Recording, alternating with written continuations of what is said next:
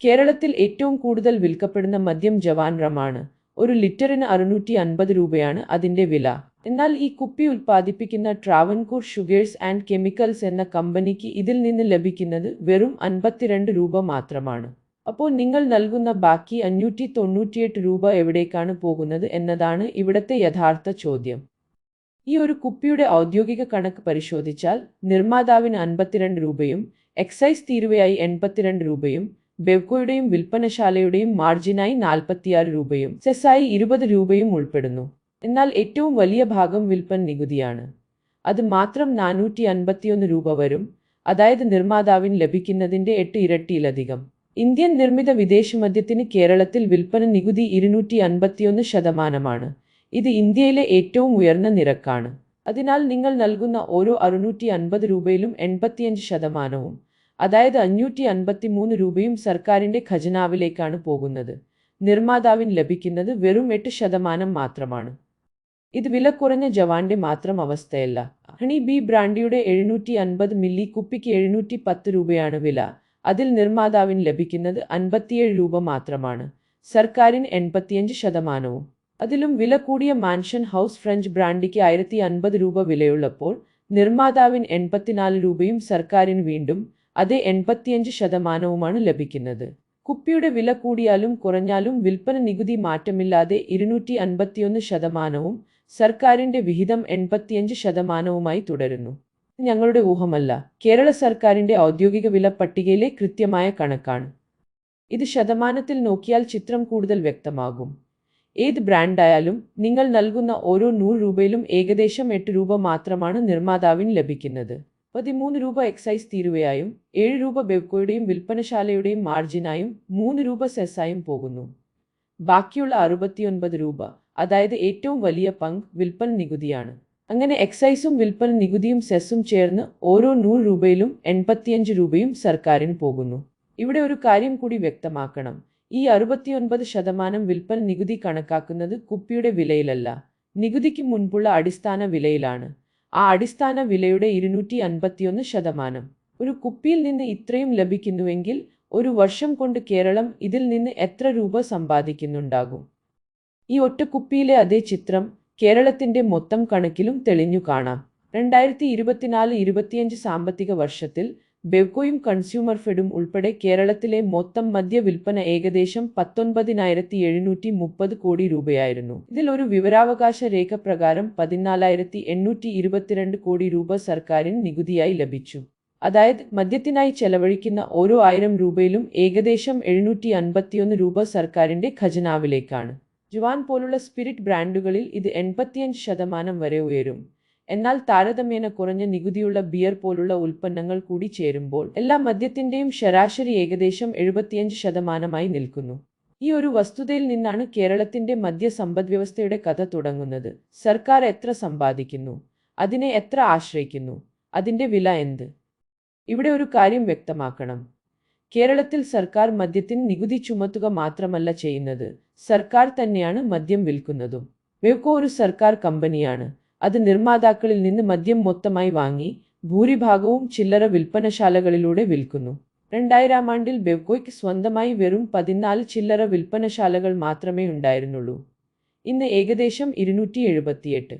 ബെവ്കോ മാത്രമല്ല, consumer fed എന്ന സർക്കാർ സഹകരണ സ്ഥാപനവും ഏകദേശം 49 മദ്യ വിൽപ്പനശാലകൾ നടത്തുന്നു.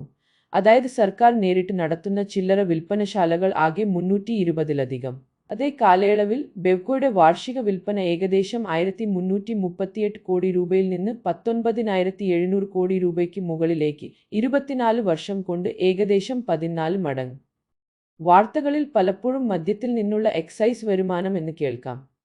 പക്ഷേ അത് മൊത്തം ചിത്രത്തിന്റെ ഒരു ചെറിയ ഭാഗം മാത്രമാണ്. 2024-25 മദ്യത്തിൽ നിന്ന് സർക്കാരിന് ലഭിച്ച ഏകദേശം 14,822 കോടി രൂപ നികുതിയിൽ സംസ്ഥാന ബജറ്റ് രേഖ പ്രകാരം എക്സൈസ് തീരുവ 2,872 കോടി രൂപ മാത്രമായിരുന്നു, അതായത് 1/5. ബാക്കി ഏകദേശം 80%, ഏകദേശം 11,950 കോടി രൂപ വന്നത് വിൽപ്പന നികുതിയിൽ നിന്നും സെസ്സിൽ നിന്നുമാണ്.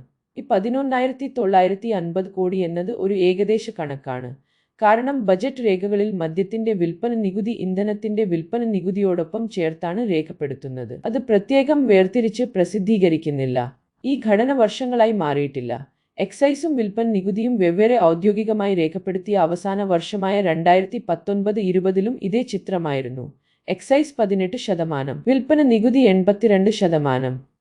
ഒരു സംസ്ഥാനം സ്വന്തമായി പിരിച്ചെടുക്കുന്ന നികുതികൾ പലതാണ്. GST, ഭൂമി രജിസ്ട്രേഷൻ, വാഹന നികുതി, മദ്യ നികുതി എന്നിവ. ഇവയെല്ലാം ചേർന്ന മൊത്തം തുകയിൽ 2000ന്റെ തുടക്കം മുതൽ ഏതാണ്ട് 2 പതിറ്റാണ്ടോളം മദ്യം ഏകദേശം 1/4 2000-ൽ 24.8%, 2019-20ൽ 25%. എന്നാൽ സമീപ വർഷങ്ങളിൽ GST പോലുള്ള മറ്റ് വരുമാനങ്ങൾ വേഗത്തിൽ വളർന്നതോടെ ഈ അനുപാതം അല്പം കുറഞ്ഞ് ഏകദേശം 1/5 2024-25ൽ ഏകദേശം 18 മുതൽ 22% വരെ. എങ്കിലും ഒരൊറ്റ ഉൽപ്പന്നത്തിന് ഇത് വളരെ വലിയ പങ്കാണ്. ലോട്ടറി കൂടി ചേർത്താൽ സംസ്ഥാനത്തിന്റെ ഈ ലഹരി ഭാഗ്യക്കുറി വരുമാനം ഇപ്പോഴും ഏറ്റവും വലിയ വരുമാന സ്രോതസ്സുകളിലൊന്നാണ്. ചിലപ്പോൾ ഔദ്യോഗിക പ്രസ്താവനകളിൽ മദ്യം സംസ്ഥാന വരുമാനത്തിന്റെ വെറും 3.7% മാത്രമാണെന്ന് കാണാം. ഈ സംഖ്യ തെറ്റല്ല, പക്ഷെ അത് എക്സൈസ് തീരുവ മാത്രമാണ് കണക്കാക്കുന്നത്, അതിന്റെ 4 ഇരട്ടി വരുന്ന വിൽപ്പന നികുതി ഉൾപ്പെടുത്താതെ. അതേ കണക്ക് 2 രീതിയിൽ അവതരിപ്പിക്കാം. എക്സൈസ് മാത്രമെടുത്താൽ 3.7%, എക്സൈസും വിൽപ്പന നികുതിയും ചേർത്താൽ ഏകദേശം 25%.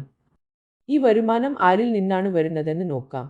ദേശീയ കുടുംബാരോഗ്യ സർവേ പ്രകാരം മദ്യപിക്കുന്ന കേരള പുരുഷന്മാരുടെ അനുപാതം 2005-6ലെ 45%-ൽ നിന്ന് 2019-21ൽ ഏകദേശം 20%-ആയി കുറഞ്ഞു.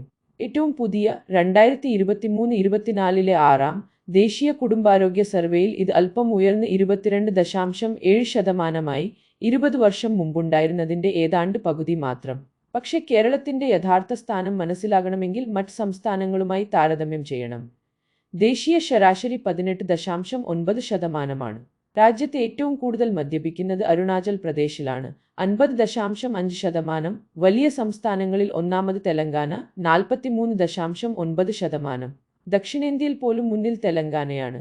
പിന്നെ തമിഴ്നാട് 23.5%, ആന്ധ്രാപ്രദേശ് 23.3%, അതിനും താഴെയാണ് കേരളം 22.7%. കർണാടകയാണ് ദക്ഷിണേന്ത്യയിൽ ഏറ്റവും കുറവ്, 15.6%. ഏറ്റവും കുറവ് മദ്യപിക്കുന്ന വലിയ സംസ്ഥാനം ഗുജറാത്ത്, വെറും 5.2%. അവിടെ സമ്പൂർണ്ണ മദ്യനിരോധനമുണ്ട്. അതായത് എത്ര പേർ മദ്യപിക്കുന്നു എന്നതിൽ കേരളം ദേശീയതലത്തിൽ ഏകദേശം 19ാം സ്ഥാനത്ത് മാത്രമാണ്. ദക്ഷിണേന്ത്യൻ സംസ്ഥാനങ്ങളിൽ കർണാടകയ്ക്ക് മുകളിൽ മാത്രം. പിന്നെ എന്തുകൊണ്ടാണ് വിൽപ്പന ഇത്ര വലുത്? കാരണം മദ്യപിക്കുന്നവർ താരതമ്യേന കൂടുതൽ അളവിൽ ഉപയോഗിക്കുന്നു. അതും സർക്കാർ നടത്തുന്ന ഏകദേശം 320ഓളം വിൽപ്പനശാലകൾ മാത്രമുള്ള ഒരു ശൃംഖലയിലൂടെ. ജവാൻ എന്ന ഒറ്റ ബ്രാൻഡ് ദിവസവും 10,000 കേസ് വിൽക്കുന്നു എന്നത് ഇതിന്റെ ഉദാഹരണമാണ്. ഈ വരുമാനത്തിന് ഒപ്പം ഒരു സാമൂഹിക ചെലവുമുണ്ട്, പക്ഷേ ഇത് വരുമാനം പോലെ കൃത്യമായി കണക്കാക്കപ്പെടുന്നില്ല. കേരളത്തിൽ 2024ൽ ഏകദേശം 3880 പേർ റോഡ് അപകടങ്ങളിൽ മരിച്ചു. മുൻ വർഷങ്ങളിൽ ഇത് 4000-ലധികമായിരുന്നു. ഇതിൽ മദ്യത്തിന്റെ പങ്ക് കൃത്യമായി രേഖപ്പെടുത്തപ്പെടുന്നില്ല. 2000-ാം ആണ്ടിലെ കല്ലുവാതുക്കൽ വിഷമദ്യ ദുരന്തത്തിൽ 31 പേർ മരിച്ചു.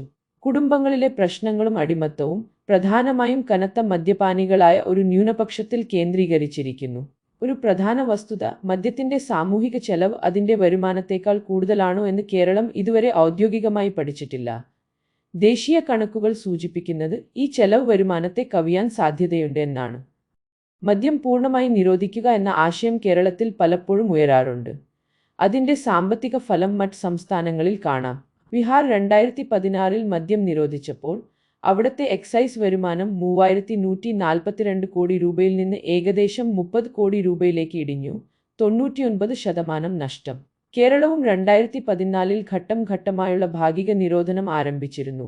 എന്നാൽ 2017ൽ വരുമാന നഷ്ടവും വിനോദസഞ്ചാര ഇടിവും ചൂണ്ടിക്കാട്ടി അത് പിൻവലിച്ചു. ആശ്രയത്വത്തിന്റെ ഒരു സമീപകാല ഉദാഹരണം 2026 ജൂണിൽ ജവാൻ റമ്മിന്റെ ഉൽപ്പാദനം ഒരു തർക്കത്തെ തുടർന്ന് നിലച്ചപ്പോൾ സംസ്ഥാനത്തിന് ആഴ്ചയിൽ ഏകദേശം 28.8 കോടി രൂപയുടെ നഷ്ടം കണക്കാക്കപ്പെട്ടു. ഒറ്റ ബ്രാൻഡ് നിലച്ചതിന്റെ ഫലം ഇതാണ്. കേരളത്തിന്റെ മദ്യ സമ്പദ്വ്യവസ്ഥയുടെ കാതൽ. ഒരു കുപ്പിയുടെ വിലയുടെ വലിയൊരു പങ്ക് സർക്കാർ നികുതിയാണ്. ആ നികുതി സംസ്ഥാന വരുമാനത്തിന്റെ 1/4 വരും. ആ വരുമാനം ശമ്പളം, പെൻഷൻ, ക്ഷേമ പദ്ധതികൾ എന്നിവയ്ക്ക് ഉപയോഗിക്കുന്നു. വരുമാനത്തിന്റെ ഭാഗത്ത് കണക്കുകൾ ഓരോ രൂപയും കൃത്യമാണ്. പക്ഷെ ചെലവിന്റെ ഭാഗത്ത് ആരോഗ്യം, അപകടങ്ങൾ, കുടുംബങ്ങൾ അവിടെ കൃത്യമായ കണക്കുകളില്ല. അതുകൊണ്ടാണ് ഇതിനെ പകുതി മാത്രം എഴുതിയ ഒരു കണക്കെന്ന് വിളിക്കാവുന്നത്. ഈ കണക്കുകളെല്ലാം ഔദ്യോഗിക സ്രോതസ്സുകളിൽ നിന്നുള്ളതാണ്. റിസർവ് ബാങ്ക്, CEAG, കേരള സാമ്പത്തിക അവലോകനം, ബെവ്കോ റിപ്പോർട്ടുകൾ, വിവരാവകാശ രേഖകൾ. ലിങ്കുകൾ വിവരണത്തിലുണ്ട്. ഇത് ഈ പരമ്പരയുടെ ആദ്യ ഭാഗമാണ്. ഈ വീഡിയോ ഉപകാരപ്രദമായെങ്കിൽ ലൈക്ക് ചെയ്യുക, ചാനൽ സബ്സ്ക്രൈബ് ചെയ്യുക, ഒപ്പം ഇത് മറ്റുള്ളവരിലേക്ക് ഷെയർ ചെയ്യുക. അടുത്ത ഭാഗത്തിൽ ആരും കൃത്യമായി കണക്കാക്കാത്ത ആ വില, മദ്യം കേരളത്തിന്റെ ആരോഗ്യത്തിലും സമൂഹത്തിലും വരുത്തുന്ന ആഘാതം.